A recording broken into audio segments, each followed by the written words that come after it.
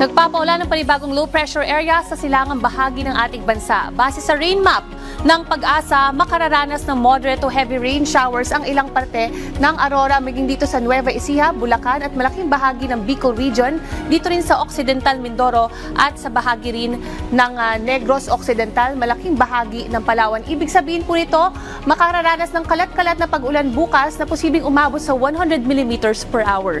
Huling namataan ang LPA sa line na 130 kilometers east-northeast ng Borongan, Eastern Samar. Base sa ating satellite image ng Pag-asa, nagpapaulan din ang habagat sa malaking bahagi ng Palawan at sa Zamboanga Peninsula, maging dito rin sa Mindoro provinces. Ngayon silipin natin ang weather sa ilang mga pangunahing lungsod sa ating bansa. Dito po sa Metro Manila, posibleng makaranas ng pag-ulan maghapon. Ayon po yan sa Pag-asa, 80% chance of rain showers po yan.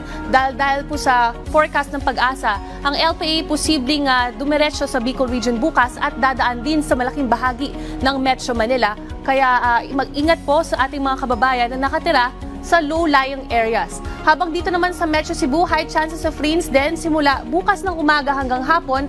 Better weather condition naman pagsapit ng Miyerkules. Diyan naman po sa Metro Davao, maliit lamang ang chance na makaranas ng pag-ulan. Partly sunny din po ang weather natin dyan.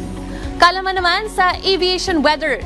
Gumagamit ang aviation sa Pilipinas ng iba't ibang mapa at ulat ng panahon, kabilang ang Himawari at GK2A satellite imagery para sa real-time na pagsubaybay at pagsusuri ng tropical cyclone at data ng radar mula sa mga stations na nagtatrack ng mga weather systems. Ang mga piloto at tauhan ng aviation ay gumagamit rin sa data mula sa Automatic Aviation Weather Observation Systems AWOS. Gumagamit ang AWOS ng mga automated na sensor para sukatin ang iba't ibang weather elements, gaya ni ng hangin, temperatura, dew point, atmospheric pressure, visibility, at iba pa. At speaking of aviation, nais po namin i-congratulate ang ating kaibigan na si Brigadier General Chad Tew for being promoted to a star rank ng Philippine Air Force. Congratulations, General Chad Tew.